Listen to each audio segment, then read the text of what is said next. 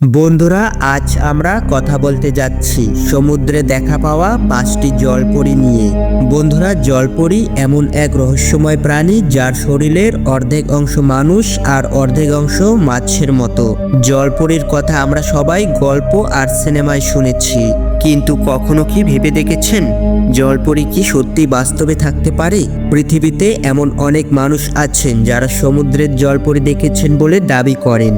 কেউ কেউ তো আবার মোবাইল বা ক্যামেরার সেই দৃশ্য বন্দিও করেছেন। কেউ বলেছে সে 3000 ফুট গভীর সমুদ্রে জলপরি দেখেছে, কেউ দেখেছে সমুদ্রের তীরে, আবার কেউ দেখেছে একেবারে মাঝখানে। কিন্তু প্রশ্ন হলো, জলপরি কি সত্যি বাস্তব, নাকি এগুলো শুধু গল্প আর সিনেমার মধ্যে সীমাবদ্ধ? আজ আমরা আপনাদের এমন 5টি রহস্যময় ঘটনার কথা বলবো যেখানে মানুষ জলপরি দেখার দাবি করেছে। তাই ভিডিওটি শুরু করার আগে আপনাদের কাছে আমার একটি অনুরোধ, আপনারা যারা আমাদের চ্যানেলে নতুন রয়েছেন চ্যানেলটি ঝটপট সাবস্ক্রাইব করে রাখুন। তো নাম্বার 1, এই ঘটনাটি ঘটেছিল 27শে মে 2013 সালে ইসরায়েলের কিরিয়াত ইয়াম সমুদ্র তট এলাকায়। সেদিন কয়েকজন পর্যটক সমুদ্রের ধারে ঘুরতে এসেছিলেন। হঠাৎ একজন পর্যটক দূরে কিছু অদ্ভুত দেখতে পান এবং মোবাইল দিয়ে রেকর্ড করা শুরু করেন। একটি পাথরের উপর একটি রহস্যময় আকৃতি বসেছিল, যা প্রথম নজরে মানুষের মতো মনে হচ্ছিল। দূর থেকে পরিষ্কার বোঝা যাচ্ছিল না। পরে যখন ক্যামেরা জুম করা হয় তখন দেখা যায় সেটি মানুষ নয়, বরং জলপরির মতো একটি অবয়ব, যার নিচের অংশে ছিল মাছের লেজ। এই দৃশ্য দেখে সবাই অবাক হয়ে যায়। লোকজন ধীরে ধীরে সেটিকে দেখতে থাকে, কিন্তু যখন আরো মানুষ জড়ো হয়ে শোরগোল শুরু করে তখন জলপরি বুঝতে পারে যে তাকে দেখা হচ্ছে। সঙ্গে সঙ্গে সে পানিতে লাফ দিয়ে অদৃশ্য হয়ে যায়। এই ভিডিওটি মুহূর্তের মধ্যেই সোশ্যাল মিডিয়ায় ভাইরাল হয়ে যায়। অনেকে এটিকে আসল জলপরির প্রমাণ বলে দাবি করে, আবার কেউ কেউ একে ব্রহ্ম বা অন্য কোনো সামুদ্রিক প্রাণী বলে মনে করে। কিরিয়াত ইয়াম এলাকায় আগেও জলপরি দেখার গুজব ছিল, তাই এই ভিডিও আবারও জলপরির অস্তিত্ব নিয়ে বিতর্ক উস্কে দেয়। নাম্বার 2, এই ঘটনাটি ঘটে 2007 সালে গ্রিনল্যান্ড উপকূল থেকে প্রায় 3000 ফুট গভীর সমুদ্রে। একটি গবেষক দল সমুদ্রের জীব নিয়ে গবেষণা করার জন্য একটি আন্ডার ওয়াটার সাবমেরিনে নেমেছিল। হঠাৎ তারা গভীর সমুদ্রের ভেতর থেকে এক অদ্ভুত শব্দ শুনতে পায়, যেন কেউ গান গাইছে বা চিৎকার করছে। শব্দটি এতটাই স্পষ্ট ছিল যে সবাই অবাক হয়ে যায়। ঠিক তখনই ক্যামেরার সামনে একটি হাত ভেসে আসে এবং সাবমেরিনের কাছে স্পষ্ট করার চেষ্টা করে।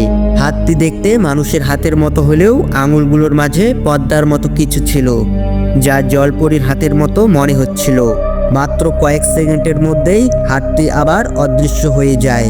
পরে ভিডিও জুম করে দেখলে বোঝা যায় এটি সাধারণ মানুষের হাত নয়। এই ভিডিও ভাইরাল হলে অনেক টিভি শো এটিকে জলপরির প্রমাণ হিসেবে দেখায়, কিন্তু প্রশ্ন থেকেই যায়, এটি জলপরির হাত ছিল নাকি কোনো অজানা গভীর সমুদ্রের প্রাণী? নাম্বার 3, এই ঘটনাটি ঘটে 12ই অক্টোবর 2007 সালে অস্ট্রেলিয়ার গ্রেট ব্যারিয়ার রিফের কাছে। একজন ডাইভার সমুদ্রের নিচে ডুব দিয়ে প্রকৃতির সৌন্দর্য উপভোগ করেছিলেন।